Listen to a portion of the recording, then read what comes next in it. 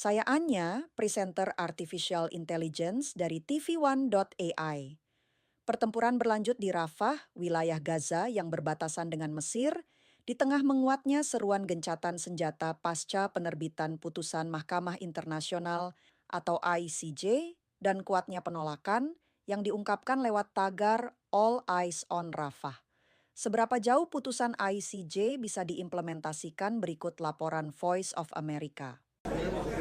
Indonesia termasuk negara-negara yang mendesak Israel mematuhi putusan Mahkamah Internasional atau ICJ yang mendesak Israel menghentikan operasi militer di Rafah. Seperti diungkapkan Menteri Luar Negeri Republik Indonesia usai bertemu para pejabat negara Eropa di Brussels, Belgia. Dalam kaitan ini kita semua harus berusaha agar Israel dapat mematuhi keputusan ICJ, termasuk menghentikan military offensive Israel di Rafah.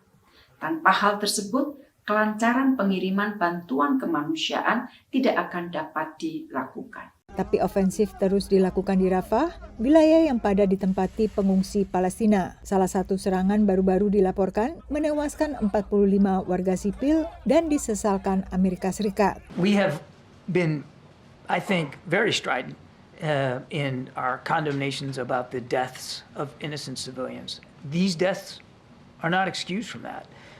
But we have to understand what happened here. There's going to be an investigation. Meski demikian, pemerintahan Joe Biden menganggap serangan sejauh ini masih merupakan serangan udara terbatas, bukan ofensif darat penuh, sehingga tak akan ada perubahan kebijakan Amerika Serikat terhadap Israel. Putusan Mahkamah Internasional terkait Rafah memunculkan multitafsir.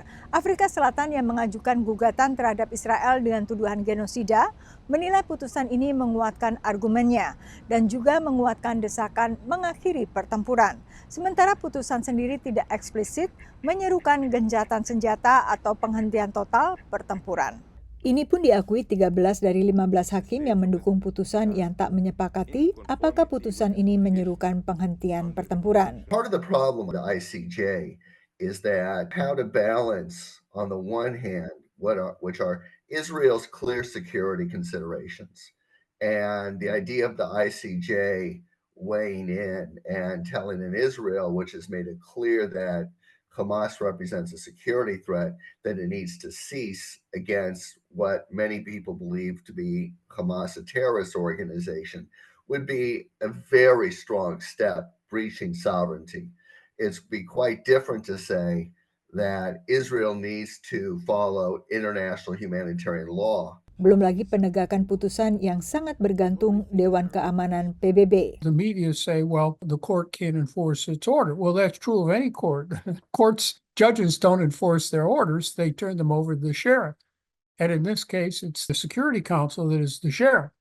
Now, I can't predict precisely what the Biden administration will do here.